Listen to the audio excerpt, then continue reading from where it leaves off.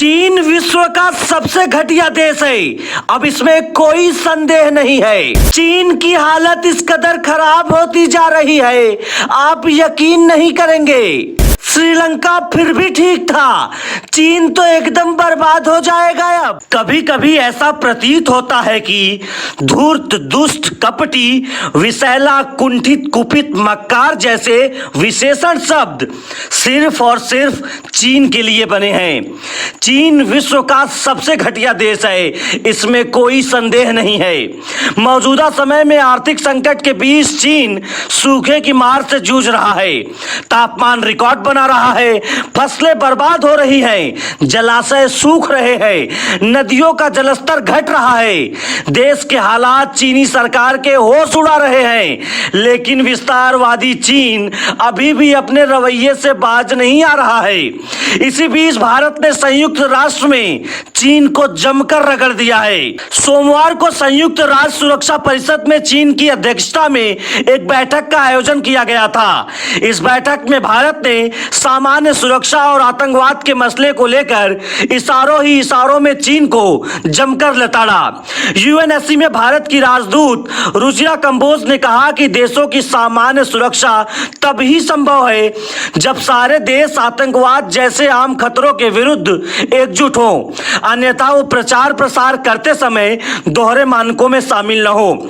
यहाँ भारत की राजदूत ने किसी का भी नाम नहीं लिया, परंतु उनके बयानों से स्पष्ट था कि वो चीन की तरफ ही इशारा कर रही थी। गौर करने वाली बात है कि यूएनएससी में चीन हमेशा से ही पाकिस्तान की तरफदारी करता आया है।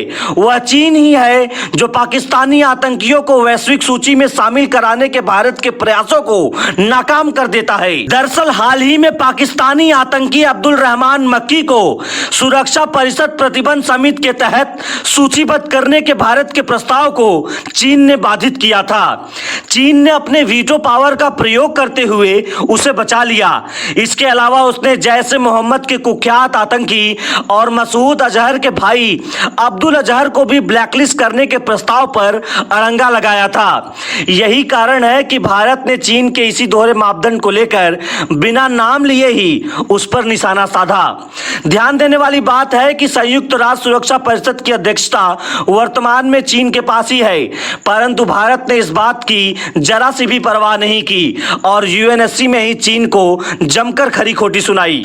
वैसे यह पहला मौका नहीं था जब भारत ने चीन को संयुक्त राष्ट्र के मंच पर यूं लताड़ लगाई हो। इससे पहले भी भारत ने कई बार ड्रैगन को आईना दिखाने का काम किया है। विदेश मंत्री एस जयशंकर भी यूएनएससी में आतंकवाद पर चीन की नीयत को लेकर उसकी क्लास लगा चुके हैं। अपने एक बयान में उन्होंने कहा था कि आतंकवादी घोषित करने के अनुरोधों के रास्तों में बिना किसी उचित कारण देशों को अवरोध उत्पन्न नहीं करना चाहिए। वहीं पाकिस्तान का साथ देते हुए चीन कई बार संयुक्त राष्ट्र के मंचों पर जम्मू कश्मीर को लेकर अपनी बेफजूल की टिप्पणी करते रहा है, परंतु हर बार भारत की तरफ से उसे करारा जवाब मिला है। एक बार जब चीन ने संयुक्त राष्ट्र में जम्मू कश्मीर के मुद्दे को उठाया था तो विदेश मंत्रालय के प्रवक्ता अनुराग श्रीवास्तव ने जवाब देते हुए कहा था कि भारत चीन से उम्मीद करता है कि वह हमारे आंतरिक मामलों, देश की संप्रभुता और क्षेत्रीय अखंडता पर टिप्पणी करने से बचे।